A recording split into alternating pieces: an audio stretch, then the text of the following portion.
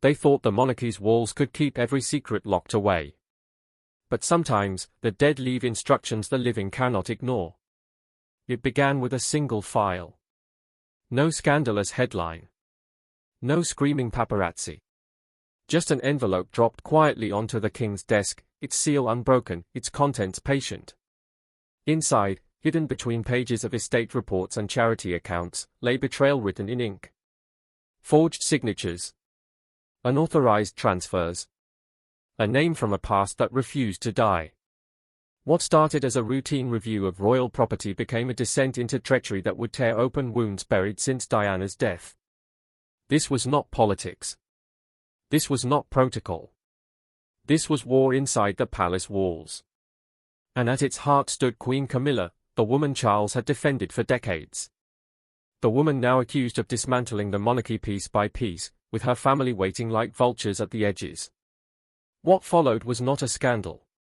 It was an execution. A royal purge carried out in silence, in shadows, and in bloodless sentences that destroyed everything Camilla had fought to build. This is the story the palace tried to bury. The story of betrayal, exile, and the night the monarchy nearly tore itself apart. The envelope didn't just sit on the desk, it pulsed, a heartbeat in cream cardstock.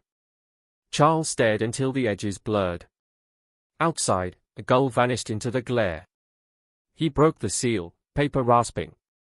The first pages were dull. Then one word slammed into him, approved. Beneath it, the signature he knew too well, Camilla, Queen Consort. He read it again, hoping it might change. It didn't. The items scrolled through his mind, estates walked by generations, porcelain that outlived wars, jewels that once touched his mother's skin, now branded non-essential. The phrase tasted like metal. He stood abruptly, the chair groaning.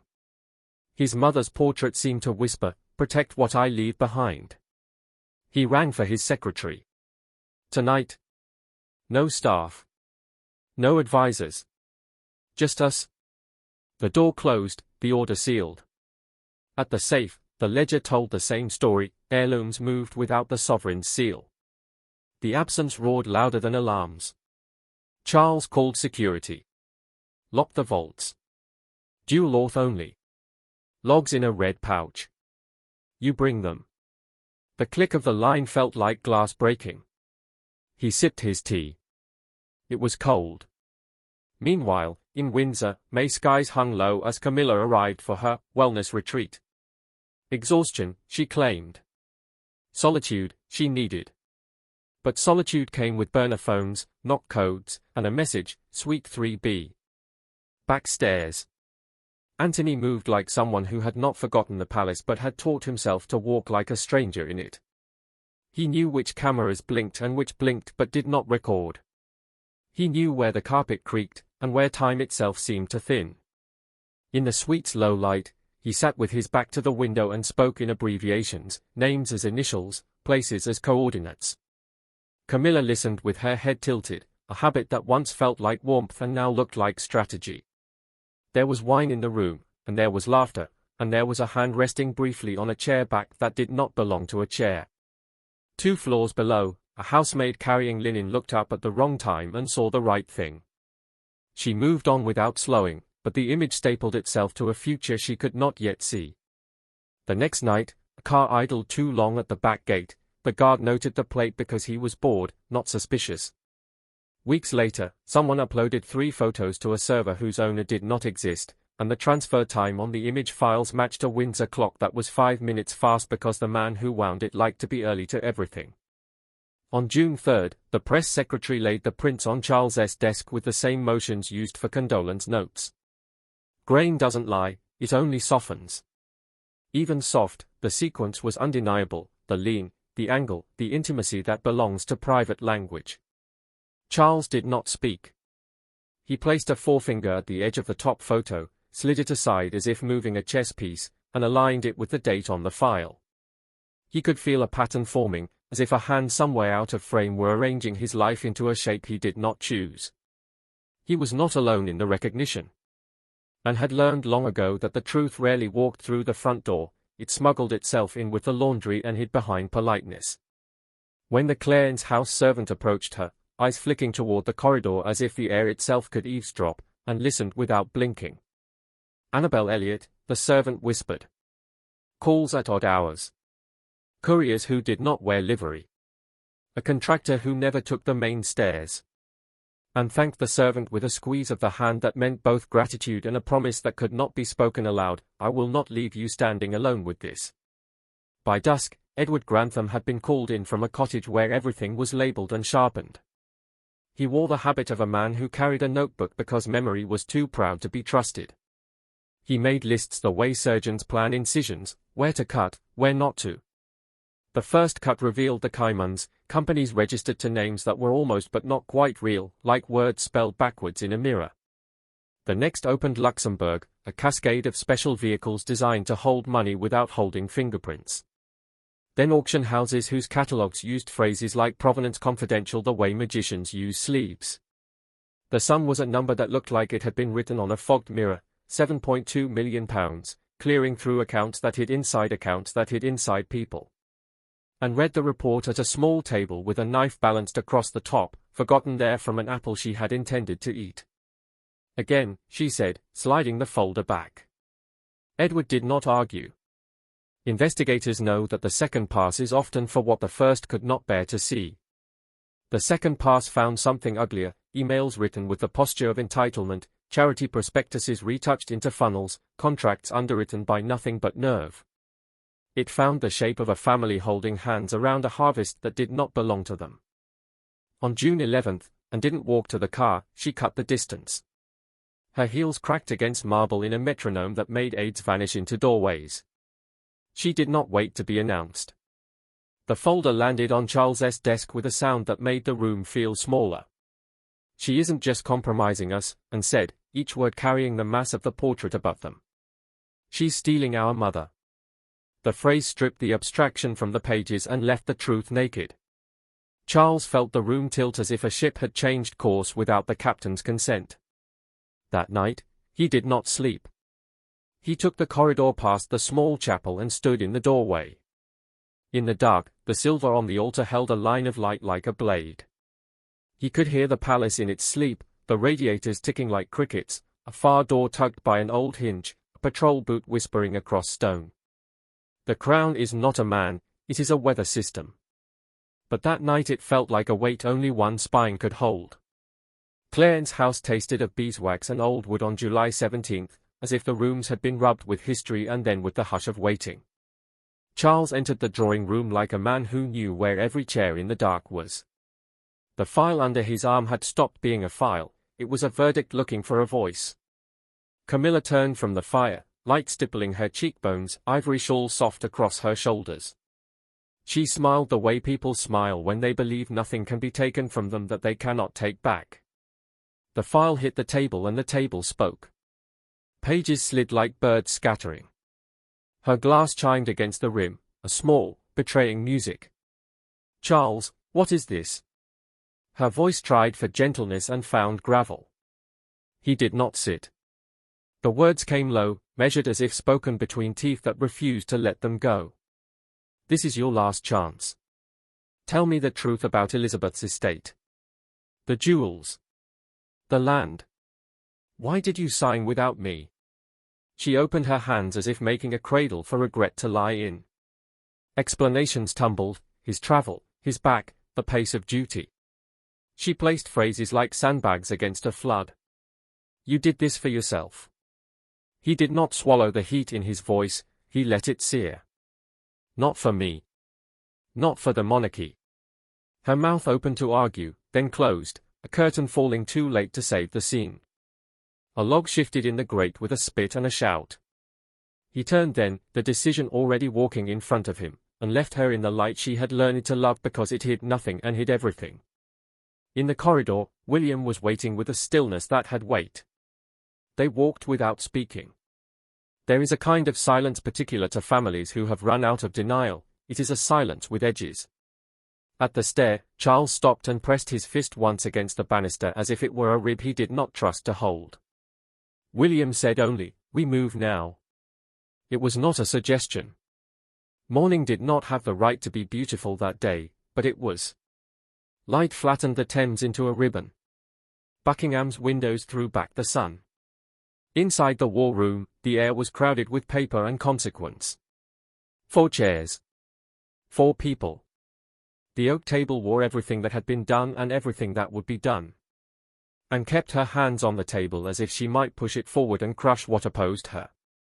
William read with the kind of attention that hurts the reader.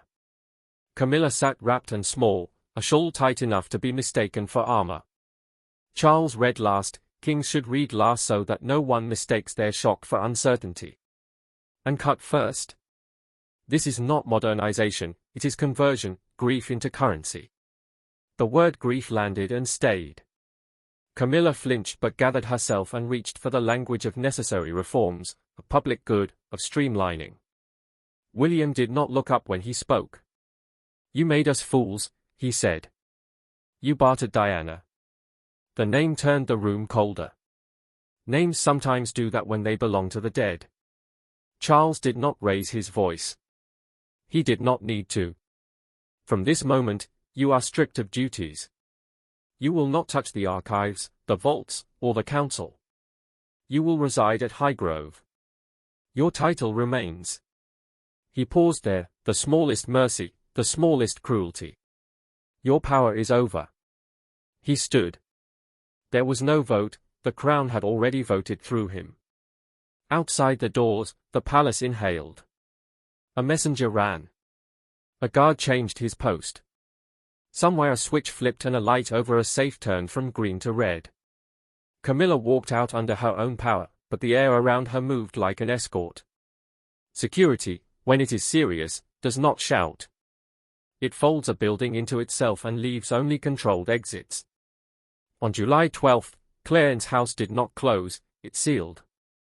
Passes died at thresholds. Staff were dismissed with envelopes that had been printed at dawn.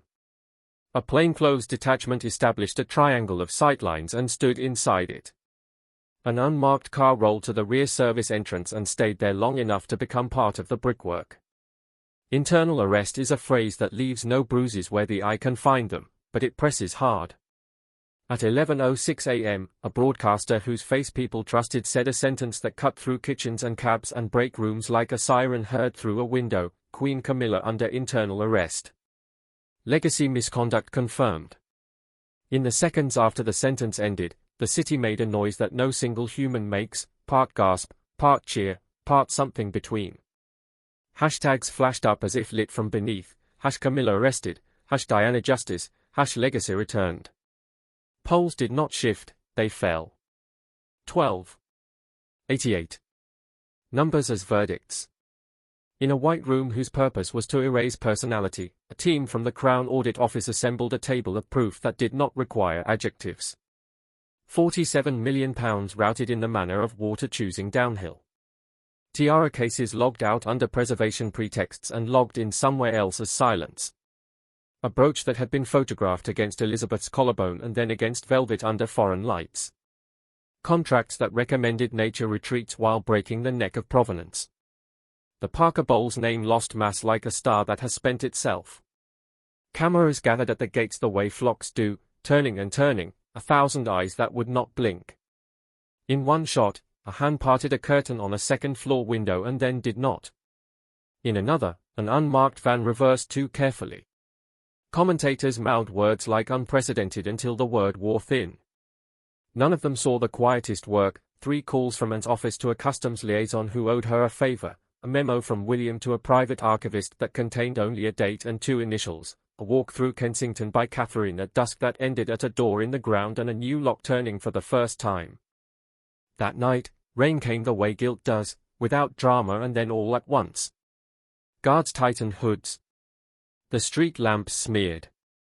Inside, a junior officer new to the detail made the mistake of peering into a sitting room, curious about the furniture of power, and found Camilla asleep in a chair, her head snapped back against the upholstery, the shawl risen up like a tide. He closed the door as if the air inside were fragile. By August 1st, the convoy took its place in a choreography older than any of the men behind the wheels. A lead car, a second, the third with the passenger no longer allowed to be a queen in anything but name. Highgrove waited with clipped hedges and a house that had memorized better days. The drive rolled gravel under its own tires like a growl held in the throat. Inside, the rooms were not empty, they were precise. Staff? None. Communications? Monitored. Schedules? Removed. The silence was not absence, it was containment. She walked the gardens because that was what was left. The herb beds held their green. The apple trees wore their fruit as if nothing had changed in the world that fed them. A low drone, legal and far, traced a line through the sky. She looked up a long time, eyes narrowed against the light. At night she slept badly and woke to empty rooms that made a sound of their own. In a mirror once kind to her, she touched the hollow points where jewels do not sit and found them colder than she expected. The crown did not busy itself with her then, it busied itself with repair. Catherine supervised the resealing of Diana's archive the way a mother arranges a child's room after a storm, hands quick, motions gentle, locks clicking into place like commas. William signed the Heirloom Protection Directive with a pen that had belonged to no one but itself, and the ink dried in a clean line that said no without needing to explain. And visited rooms that had not smelled fresh air in months, flung windows open, and watched dust lift and spiral and fall back as if the very neglect were trying to flee. Across water and border, crates turned back. A hotel safe in Geneva opened to a velvet that no longer held what it had been paid to hide.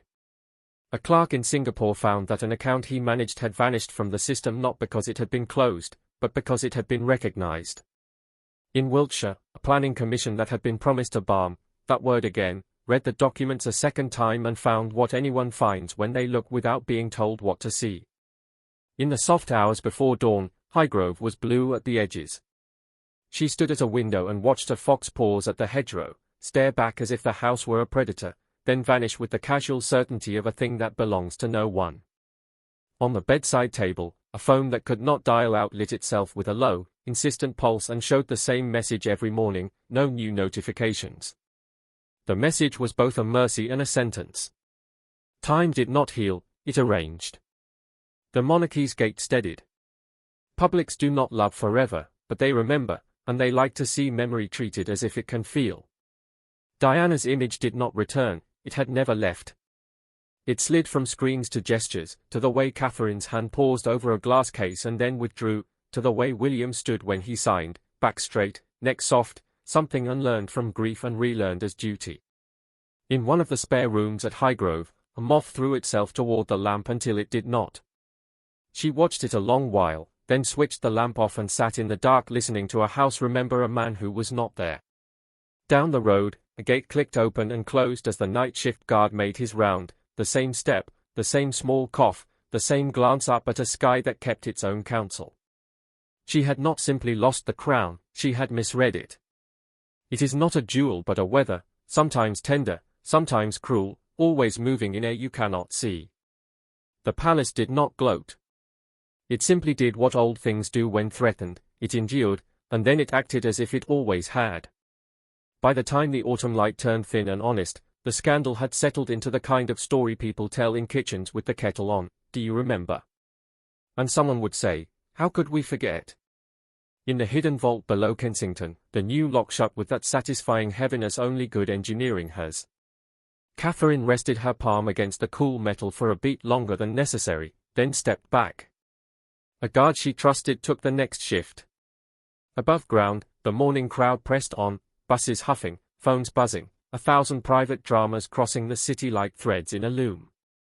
Inside, a string of pearls lay where they had always been meant to lie, not on a neck, not in a box, but in a legacy that had outlasted hands.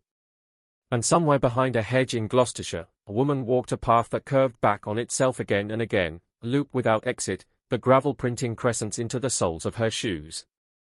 The sky changed slowly overhead, as if to prove that it could, and did, with or without the permission of anyone who had ever worn a crown. In the end, Clarence's house didn't echo with laughter or legacy.